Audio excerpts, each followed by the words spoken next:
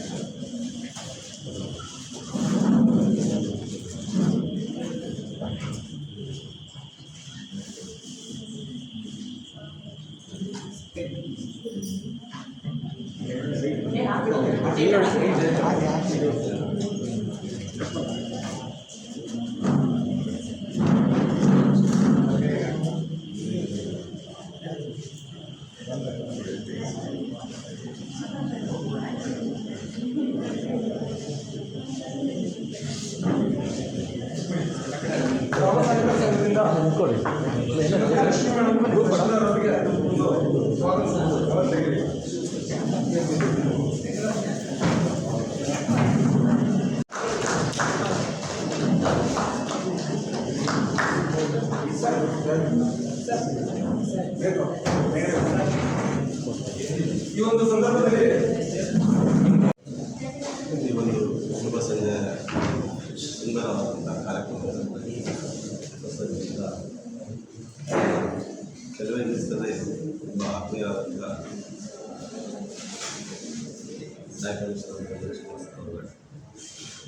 ಹಾಗೆಯೇ ನೂತನವಾಗಿ ಆಯೋಜಿಸಿದಂಥ ತಹಸೀಲ್ದಾರ್ ತಹಸೀಲ್ದಾರ್ ಅಂತ ಎಲ್ ಪಿ ಚಂದ್ರಶೇಖರ್ ಅವರೇ, ಹಾಗೆಯೇ ಕಂದಾಯ ಇಲಾಖೆಯ ಎಲ್ಲ ಶಾಂತಿ ಫರ್ನಾಂಡಿಸ್ ಅವರು,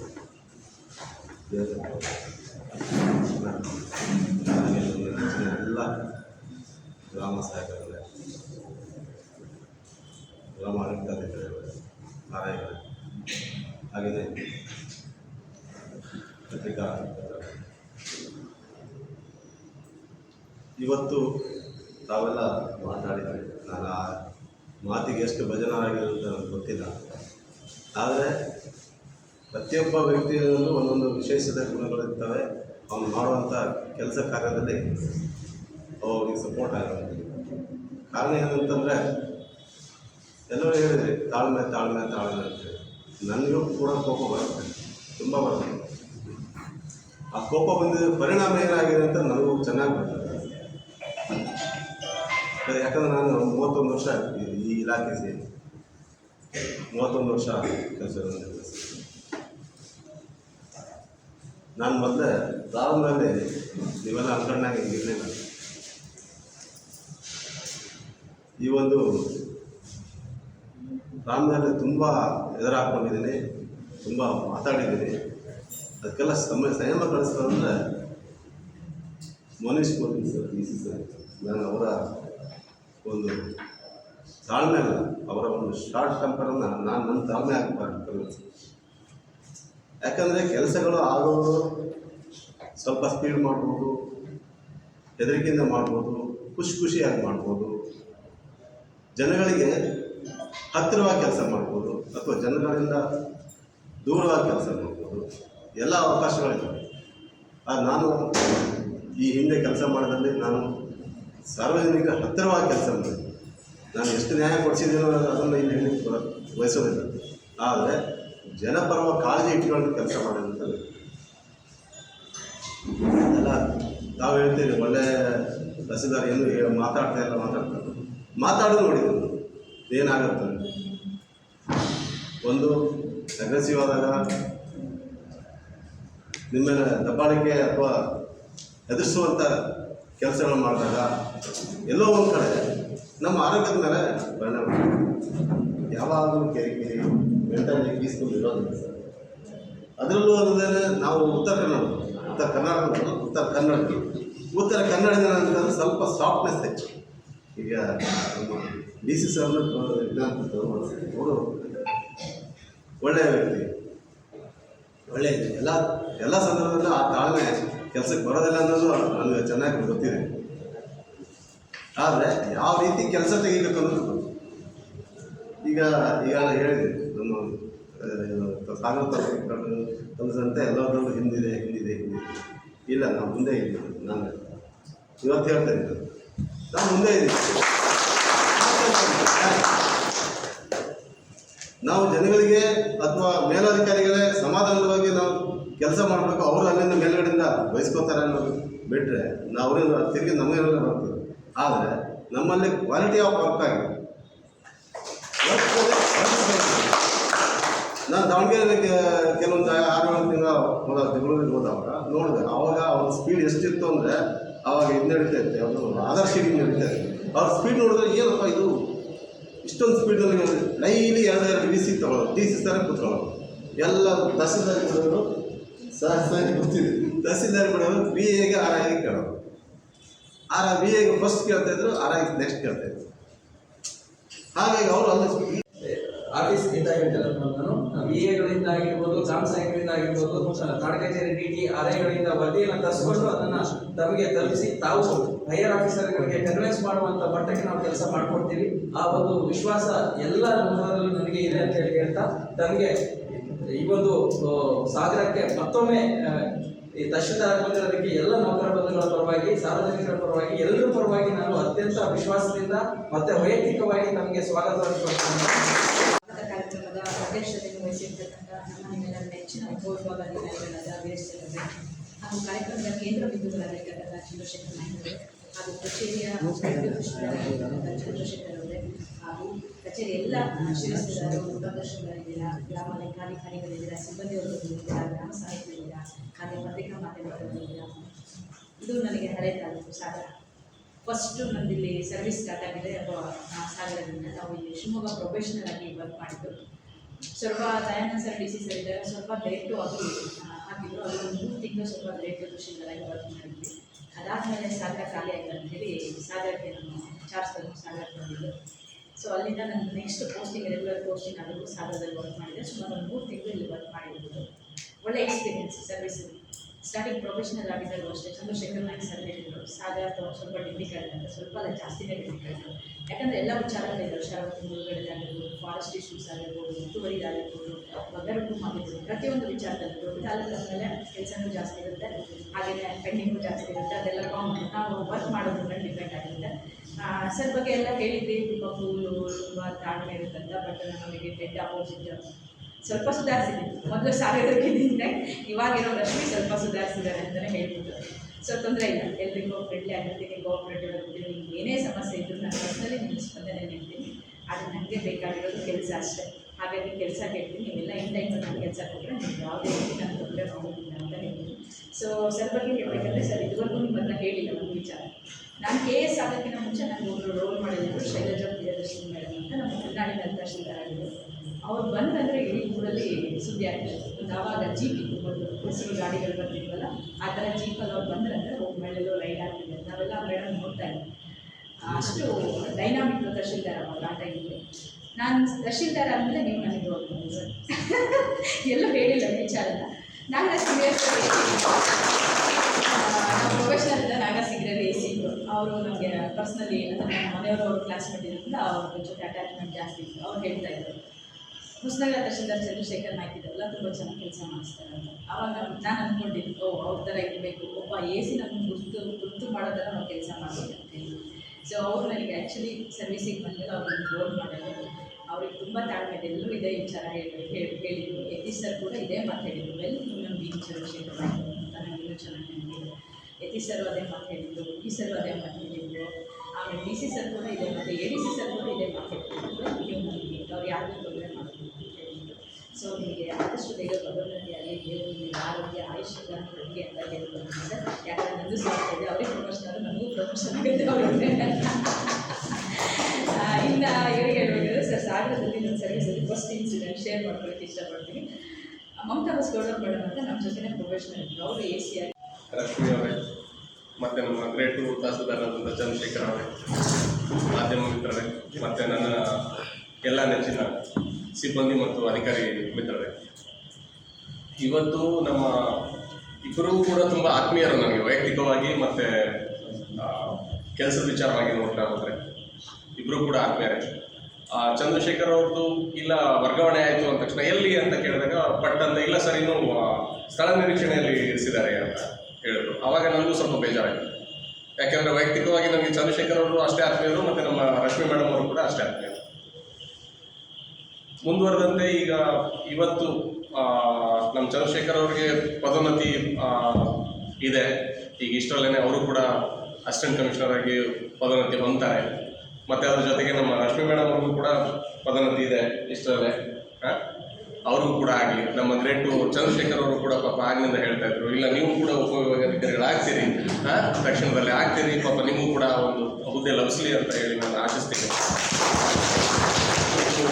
ಮುಂದುವರೆದಂತೆ ಇವತ್ತು ನಮ್ಮ ಕಾರ್ಯಕ್ರಮದ ಕೇಂದ್ರ ಬಿಂದು ಒಂದು ಕಡೆ, ಇನ್ನೊಂದು ಕೇಂದ್ರ ಬಿಂದು ಇನ್ನೊಂದು ಕಡೆ. ನನ್ನ ಎಡಗಡೆ ಕೂತಿರ್ತಕ್ಕಂಥ ನಮ್ಮ ಚಂದ್ರಶೇಖರ್ ಅವರ ಚಂದ್ರಶೇಖರ್ ಅವರು ಕೇಂದ್ರ ಬಿಂದು ಯಾಕೆ ಅಂದರೆ ಬೀಳ್ಕೊಡುಗೆ ಸಮಾರಂಭಕ್ಕೆ ಅವರೇ ಪ್ರಮುಖರಾಗಿರೋದ್ರಿಂದ ಇವತ್ತಿನ ಕಾರ್ಯಕ್ರಮದಲ್ಲಿ ಅವ್ರ ಬಗ್ಗೆ ಈಗ ಹಲವಾರು ಜನ ಹಲವಾರು ರೀತಿ ಹೇಳಿದ್ದೀರಿ. ಹಾಗೇನು ಮತ್ತೆ ನಾನು ಹೇಳಿದ್ರೆ ಅದು ಅತಿಶಯೋಕ್ತಿ ಮತ್ತು ಅದು ಡೂಪ್ಲಿಕೇಟ್ ಅಂತ ಅನಿಸ್ಬೋದೇನೋ. ಬಟ್ ಆದರೂ ಕೂಡ ಒಬ್ಬ ವ್ಯಕ್ತಿಯ ಒಳ್ಳೆತನನ ನಾವು ಅವರ ಒಂದು ನಿವೃತ್ತಿ ಟೈಮಲ್ಲಾದರೂ ಆಗಿರ್ಬೋದು, ಒಂದು ಬೀಳ್ಕೊಡುಗೆ ಸಮಯದಲ್ಲಾದರೂ ಆಗಿರ್ಬೋದು, ಅದನ್ನು ಹೇಳಲೇಬೇಕಾದಂಥದ್ದು ನಮ್ಮ ನಿಮ್ಮೆಲ್ಲರೂ ಒಂದು ನೈತಿಕ ಹೊಣೆ ಅಂದರೆ ತಪ್ಪಾಗಲಾರ್ದು. ನಮ್ಮ ಚಂದ್ರಶೇಖರ್ ನಾಯಕ್ ಅವರು ನನಗೆ ಇಲ್ಲಿ ಬರೋದಕ್ಕಿಂತ ಮುಂಚೆ ನಮ್ಮ ಜಗಳೂರಲ್ಲಿ ಎಲೆಕ್ಷನ್ ಟ್ರಾನ್ಸ್ಫರ್ ಆಗಿ ಅಲ್ಲಿ ಬಂದಿದ್ದರು. ದಾವಣಗೆರೆಯಲ್ಲಿ ಇರಬೇಕಾದ್ರೆ ನಾನು ಅಲ್ಲಿ MD ಸ್ಮಾರ್ಟ್ ಸಿಟಿ ಆಗಿದ್ದೆ. ಅಲ್ಲಿ ಚಂದ್ರಶೇಖರ್ ಅವರು ಬಂದಾಗ ನಮ್ಮ ಸ್ನೇಹಿತರಲ್ಲಿ 6 ಆಗಿತ್ತು, ಜಗಳೂರು 6 ಆದಾಗ ಅಲ್ಲಿ ಮೀಟ್ ಆಗಿದ್ವಿ. ಆ ಒಂದು ಪರಿಚಯ ಬಿಟ್ಟರೆ ಒಮ್ಮೆ ನಾವು ನೇರವಾಗಿ ಸಾಗರದಲ್ಲಿ ಕೆಲಸ ಮಾಡಬೇಕಾದ್ರೆ ಒಟ್ಟಿಗೆ ನೋಡ್ಬೋದು.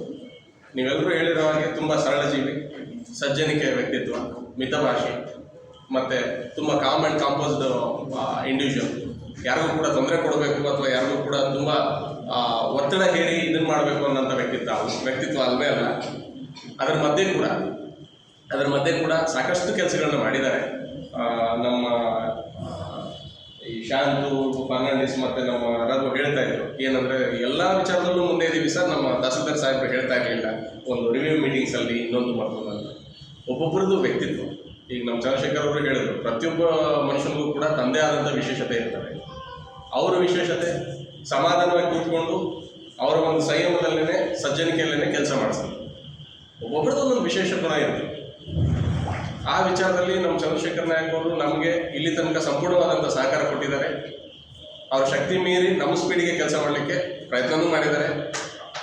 ಆ ವಿಚಾರದಲ್ಲಿ ನೀವೇ ನೋಡ್ತೀರಿ, ನಾನು ಹೇಳಿದ್ದೆ ಈ ಜವಾಬಂದಿ ಕಾರ್ಯಕ್ರಮ ಆಗಬೇಕು, ಇಂತಿಷ್ಟನೇ ತಾರೀಕಿನ ಒಳಗಡೆ ಆಗಬೇಕು ಅಂತ. ನಿಮ್ಮೆಲ್ಲರನ್ನೂ ಕೂಡಿಸ್ಕೊಂಡು ಅದೇ ಟೈಮಿಗೆ ಅದೇ ಡೇಟಿಗೆ ಮಾಡಿ ಮುಗಿಸಿದ್ದಾರೆ ಯಶಸ್ವಿಯಾಗಿ. ಅದು ಅವರ ಒಂದು ನಾಯಕತ್ವ ಗುಣಕ್ಕೆ ಹಿಡಿದಂಥ ಕೈಗನ್ನಡಿ. ಮತ್ತು ಈ ಒಂದು ಬೀಳ್ಕೊಡುಗೆ ಸಮಾರಂಭಕ್ಕೆ ಸೀಮಿತವಾಗಿ ಮಾತಾಡೋದಾದರೆ ಈಗ ನಿಮ್ಮ ಮುಂದಿನ ಪದೋನ್ನತಿ ಪಡೆದು ಈಗ ನೀವೇನು ಮುಂದೆ ಸ್ಥಳ ನಿರೀಕ್ಷಣೆಯಲ್ಲಿರೋರು ಏನು ಹುದ್ದೆಯನ್ನು ಬಯಸಿ ತಾವು ಹೋಗ್ತಾ ಇದ್ದೀರಿ, ಆ ಒಂದು ಜಾಗದಲ್ಲೂ ಕೂಡ ತಮಗೆ ಒಳ್ಳೆಯ ಯಶಸ್ವಿಯ ಕೆರಿಯರ್ ಇರಲಿ ಅಂತ ಹೇಳಿ ಆಶಿಸ್ತೇನೆ ಚಂದ್ರಶೇಖರ್ ಅವರು ವೈಯಕ್ತಿಕವಾಗಿ. ಮತ್ತು ಇನ್ನು ಮುಂದೆ ನಮ್ಮ ರಶ್ಮಿ ಮೇಡಮ್ ಅವರು ನೀವೆಲ್ಲರೂ ಹೇಳಿರೋ ಹಾಗೆ ಇಲ್ಲ ತುಂಬ ಸ್ಟ್ರಾಂಗು, ತುಂಬ ಇದು ಇನ್ನೊಂದು ಮತ್ತೊಂದು ಏನು ಅಂದರೆ ಯಾವುದೇ ಒಬ್ಬ ವ್ಯಕ್ತಿ ಈಗ ನಾನು ಕೂಡ ನಿಮಗೆ ರಿವ್ಯೂ ಮಾಡಬೇಕಾದ್ರೆ ಎಷ್ಟೊಂದು ಸರ್ತಿ ಬೈದಿರೋದು ನಮ್ಮ ಬಿ ಎಗಳಿಗೆ ಆಗಿರ್ಬೋದು, ನಮ್ಮ ಆರ್ ಐಗಳಿಗಾಗಿರ್ಬೋದು. ಉದ್ದೇಶ ಇಷ್ಟೇ, ಯಾವುದೇ ರೀತಿ ವೈಯಕ್ತಿಕವಾಗಿರಲ್ಲ.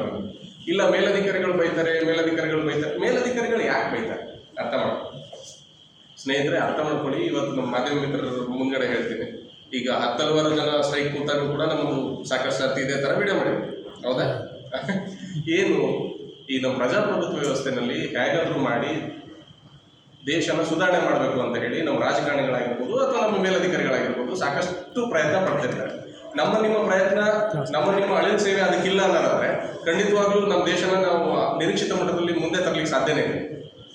ನಿಮ್ಗೆ ಅನಿಸ್ಬೋದು ಏನು ನಮ್ಮ ಒಂದು ಚಿಕ್ಕ ಸೇವೆ ಅದು ಎಷ್ಟರ ಮಟ್ಟಿಗೆ ಇದಾಗುತ್ತೆ ಅಂತ. ನಿಮ್ಮ ಊಹಿಸದ ಮಟ್ಟಿಗೆ ಅದು ರಿಫ್ಲೆಕ್ಟ್ ಆಗುತ್ತೆ. ಈಗ ಮೊನ್ನೆ ನಮ್ಮ ಮನೆ ಮುಖ್ಯ ಕಾರ್ಯದರ್ಶಿಗಳು ಈ ಸುಮಾರು ಒಂದಿಷ್ಟು ವರ್ಷಗಳಿಂದ ಸ್ಟಾರ್ಟ್ ಮಾಡಿದ್ದಾರೆ, ತಾಲೂಕು ನೋಡಲ್ ಅಧಿಕಾರಿಗಳು, ತಾಲೂಕು ಉಸ್ತುವಾರಿ ಕಾರ್ಯದರ್ಶಿಗಳು ಅಂತ ಮಾಡಿದ್ದಾರೆ. ಯಾವ ಹಂತಕ್ಕೆ ನಡೀತಾ ಇದೆ ಅಂದರೆ ಸ್ನೇಹಿತರೆ, ತಾಲೂಕು ಮಟ್ಟದಲ್ಲಿ ನಮಗೆ GDP ಯಾವ ಥರ ಜಾಸ್ತಿ ಮಾಡಬೇಕು, ತಾಲೂಕು ಮಟ್ಟದಲ್ಲಿ ನಮಗೆ ಪ್ರೊಡಕ್ಟಿವಿಟಿ ಯಾವ ಥರ ಜಾಸ್ತಿ ಮಾಡಬೇಕು, ತಾಲೂಕು ಮಟ್ಟದಲ್ಲಿ ನಮಗೆ ಎಂಪ್ಲಾಯ್ಮೆಂಟ್ ಯಾವ ಥರ ಸೃಜಿಸಬೇಕು,